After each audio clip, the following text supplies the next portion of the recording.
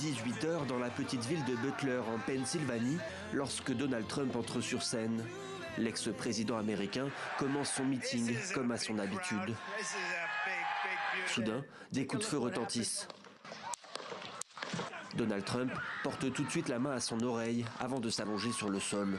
Il est immédiatement entouré de ses gardes du corps. Dans la foule, c'est l'incompréhension et l'angoisse. Personne ne sait exactement ce qu'il vient de se passer. Pendant de longues secondes, l'ex-président est toujours allongé. On peut entendre des coups de feu sporadiques. Donald Trump se relève ensuite. Son service de sécurité continue de l'entourer. Il lève alors le poing, rageur, à direction de la foule, avant d'être escorté vers sa voiture.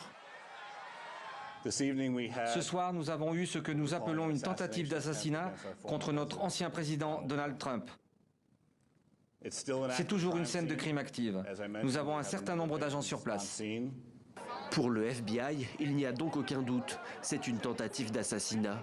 Dans la foulée, l'agence révèle l'identité du tireur qui a été abattu par les forces de sécurité.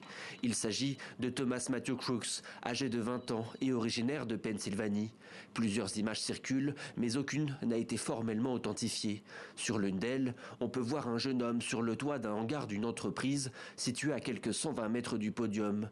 Il semble sur le point de tirer. Selon le New York Times, un fusil d'assaut de type AR-15 aurait été retrouvé sur les lieux. Un peu plus tard, Donald Trump a posté un message sur son réseau social.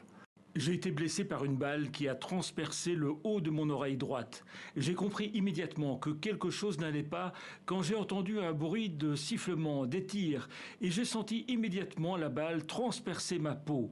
Il y a eu beaucoup de sang, donc je me suis rendu compte de ce qui se produisait. Dieu bénisse l'Amérique. Donald Trump est presque indemne. L'ancien président américain a été filmé en train de descendre sans aide de son avion dans le New Jersey. En revanche, d'après la police locale, un spectateur a été tué sur les lieux du meeting et 2 personnes blessées. On en sait pour le moment très peu sur le profil et les motivations du tireur.